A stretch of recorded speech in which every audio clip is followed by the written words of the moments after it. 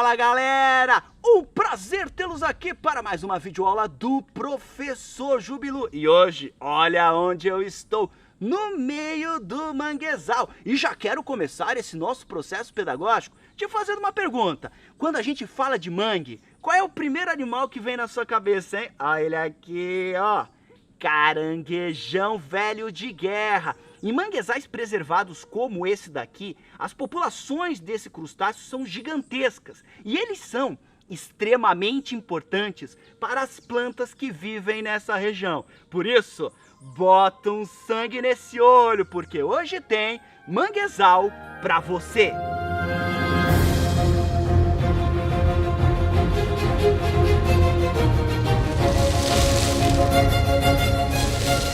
Para gravar essa aula, eu percorri cerca de 7.000 quilômetros, saindo de Florianópolis e indo até o Parque Nacional do Cabo Orange. Porém, choveu pra caramba e não deu para terminar as gravações. Então, eu tive que ir até a Ilha do Cardoso, no litoral sul de São Paulo. E também não deu para acabar as gravações, pois eu fui devorado pelos mosquitos. E aí, acabei tendo que gravar o resto dessa aula em Florianópolis. O Brasil possui a maior área de manguezal do planeta. São cerca de 25.000 quilômetros quadrados. Só para você ter uma ideia, 12% de todos os manguezais do mundo estão aqui no nosso país. Dale Brasil, Brasil brasileiro. Um detalhe interessante, claro, é que você vai encontrar aqui manguezais desde o Amapá até Santa Catarina, em regiões litorâneas, onde você tem o encontro do rio, do continente e do mar.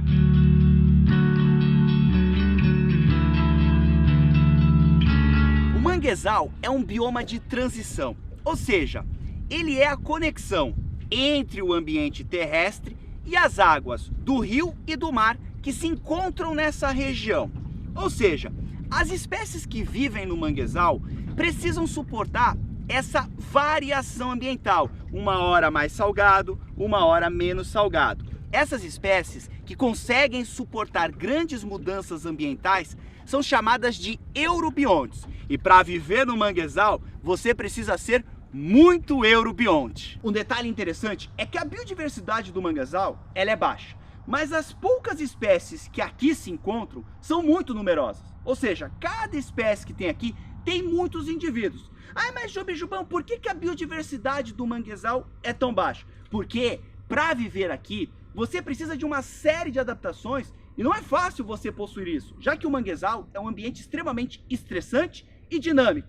Então você precisa ter adaptações que permitam que você mantenha o equilíbrio no funcionamento do seu organismo, mesmo num lugar que o tempo todo está se modificando. Claro que, para esse tipo de ambiente se desenvolver, são necessárias uma série de requisitos para que tudo possa acontecer de uma maneira bem estável. Então, claro, para você ter mangue, não basta estar no litoral. Você vai depender da costa, do formato dessa costa, do tipo de solo, do tipo de clima que você tem naquela região, das correntes marítimas, já que manguezal gosta de se desenvolver em regiões com correntes mais quentes, e é exatamente por isso que não existe manguezal no Rio Grande do Sul, já que é um estado banhado por correntes que são mais frias. Além disso, esse tipo de vegetação gosta de se desenvolver em regiões tropicais do planeta, ou seja, locais em que você tem um alto índice pluviométrico, chove muito e também as temperaturas são altas. Então locais que são quentes e úmidos são ideais para o desenvolvimento desse tipo de ambiente.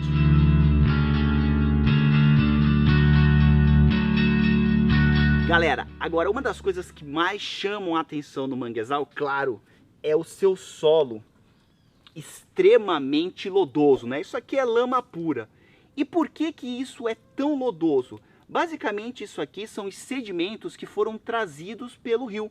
Então o rio vem do interior e vai trazendo os sedimentos, e aí esses sedimentos se depositam nessa região, o que dá essa característica.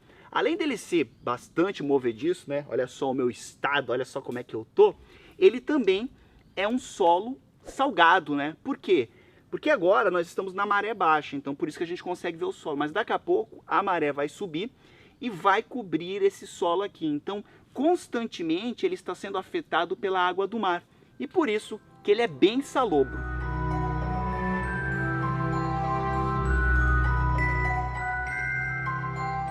Justamente por ser pobre em oxigênio, o solo do manguezal permite o desenvolvimento e a proliferação de bactérias anaeróbicas, que são justamente aquelas que não gostam do oxigênio. Essas bactérias, por sua vez, ao fazerem todo o seu metabolismo, elas acabam liberando o gás sulfídrico. E é justamente esse gás que dá esse odor característico do manguezal maravilhoso de ovo podre. Às vezes, se você tiver o lançamento de esgoto, aí ó, fica uma delícia!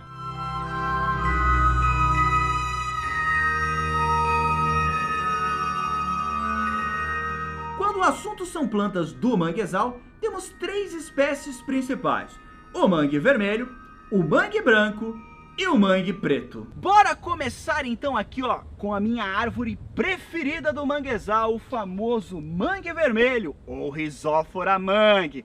Essa planta aqui se caracteriza por essas estruturas que estão saindo do caule. São caules do tipo escora. Muitas pessoas chamam isso de raiz, mas na verdade é um caule. E na verdade um caule de sustentação. Claro, essa planta aqui, ela vive no ambiente lodoso. Então quanto mais sustentação ela tiver, melhor para sua fixação. Outro detalhe interessante é que quando a maré sobe, essas estruturas aqui, elas servem de esconderijo para vários animais dessa região. Num ambiente extremamente inóspito, é importante que você tenha uma estratégia de reprodução inteligente para que os seus filhotes não morram por aqui.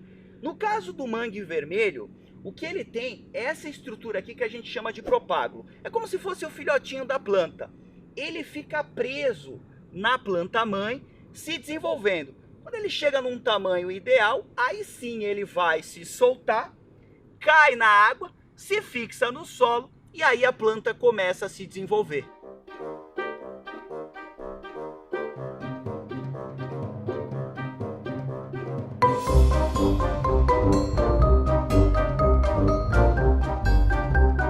E aqui nós temos o mangue branco, ou também Laguncularia para os íntimos. Essa planta aqui já é encontrada na parte mais interior do mangue, ela não fica tão próxima da ação do mar. O outro detalhe interessante é que ela possui uma adaptação de eliminação do excesso de sal pelas folhas. E aí, olha só que bacana, no período colonial, os portugueses usavam as folhas dessa árvore aqui para temperar a sopa. Porque se você olhar bem perto das folhas, você vai ver grãos de sal, justamente porque ela está fazendo essa eliminação. Outro detalhe é que é uma planta também utilizada na medicina popular. Muita gente faz chá de mangue branco para poder, por exemplo, tratar tumores.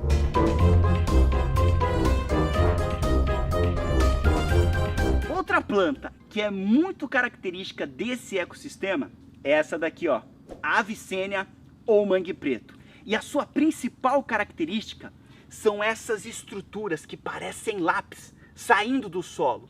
Isso aqui são raízes aéreas conhecidas como pneumatóforos. E para que elas servem? Bom, para retirar o oxigênio da atmosfera. Por quê? Lembre-se que esse solo aqui, ele está sendo constantemente alagado. Então ele é muito pobre em oxigênio. Ou seja, a sua raiz subterrânea não consegue esse elemento. Por isso, é uma grande vantagem você botar as suas raízes para fora, para que durante esse momento que você não tem o alagamento, que a maré está baixa, você consiga retirar o elemento oxigênio do ar. Galera, e olha só que interessante que eu acabei de encontrar aqui. Isso aqui são propágulos do mangue preto. Na verdade são filhotinhos dessa árvore aqui. Então o que acontece é que eles caem no solo do mangue e aí a maré, quando enche, vai acabar levando essas estruturas e espalhando elas para regiões que às vezes ficam a quilômetros de distância, já que quando a maré sobe e baixa, isso aqui vai acabar chegando no mar. E o mar pode levar isso para qualquer lugar. Então muitas vezes o filho dessa planta aqui daqui a pouco vai estar lá em São Paulo. E eu estou na região sul, estou em Florianópolis.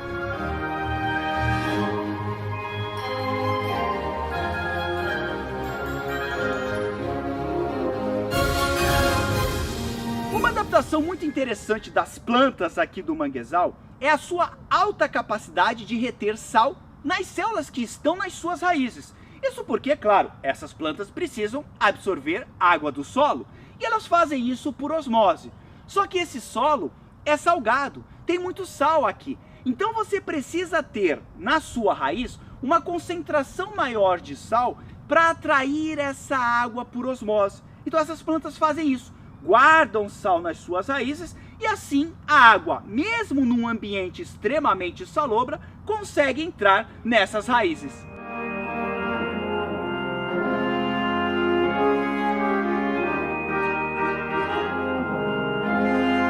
Caranguejos como esse carinha aqui, ó, o Maria Mulata, são extremamente importantes aqui no manguezal porque eles têm o hábito de cavarem tocas. E a partir daí eles aumentam a oxigenação de um solo que é paupérrimo em oxigênio. Além dos lindos caranguejos, aqui também encontramos ostras, berbigões e cracas. Estes animais filtram da água restos vegetais ricos em nutrientes.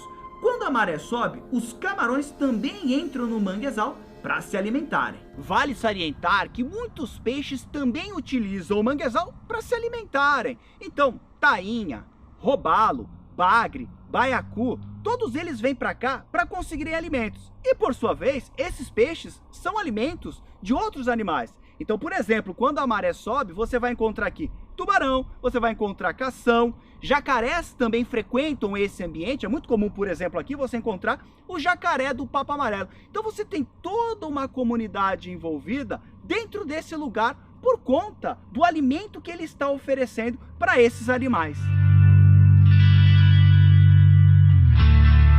Um detalhe interessante é que muitas aves predadoras aqui do mangue usam as árvores desse ambiente como uma região de observação, um observatório onde elas ficam espiando só as possíveis presas, como caranguejos e peixes, que ficam muito mais expostos quando a maré baixa. Bom, além das aves estarem aqui procurando alimento, elas usam essas árvores também para construírem os seus ninhos.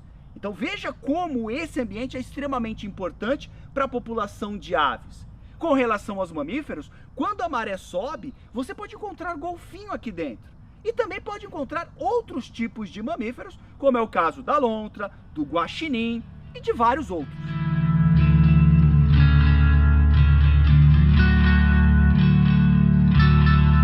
Como você já sabe, o solo do manguezal é extremamente rico em organismos decompositores. Então aqui está cheio de fungo, está cheio de bactéria, está cheio de fitoplâncton. Então um conjunto desses organismos nesse solo servem de alimento para vários animais, como caranguejos, como as ostras, que são animais filtradores e vivem, muitas delas vivem dentro dos mangues. E o que acontece, talvez você não saiba, é que os mangues são ambientes filtradores de toxinas. Então muitas vezes os rios que vêm do interior, eles acabam trazendo agrotóxicos. E esses agrotóxicos ficam retidos aqui dentro. Indústrias também que ficam ao redor do mangue jogam toxinas na água. E essas toxinas também ficam retidas aqui. Sabe o que acontece? Essas toxinas que eram para ficar só aqui dentro, acabam entrando na cadeia alimentar. Então os caranguejos, as ostras, todos os animais que usam o mangue como fonte de alimento, acabam se contaminando com essas toxinas. E aí, quando esses animais chegam na mesa de uma pessoa, essas toxinas estão lá. Então muitas vezes você está comendo agrotóxico, você está comendo metal pesado sem saber.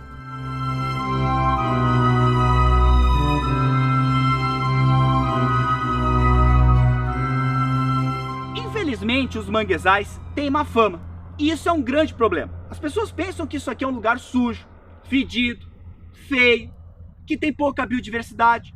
Então quando você destrói uma área de manguezal, isso não comove muito essas pessoas. Não comove como quando você destrói uma floresta tropical.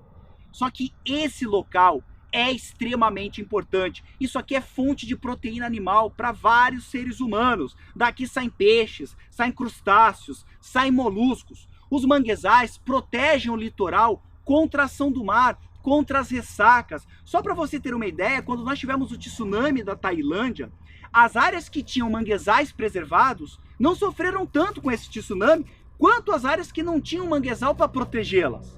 Além disso, os manguezais sequestram muito carbono. Então dentro dessas árvores aqui está cheio de carbono que veio, sabe da onde? Da atmosfera.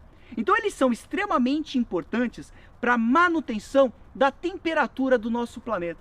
Então veja o quanto é importante a preservação desses lugares.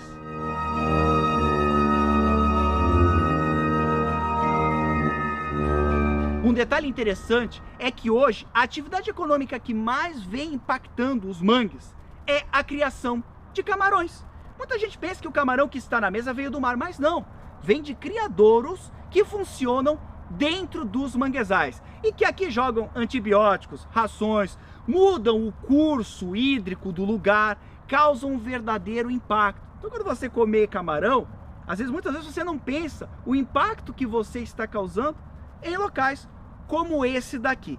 Então eu espero que ao final desse vídeo eu tenha te convencido do quanto é importante a preservação destes locais, não só por conta dos seres humanos, mas também por conta de vários animais que dependem desses lugares para poderem sobreviver. No mais, desnecessário dizer que foi um grande prazer estar aqui com você. Um grande abraço, tchau!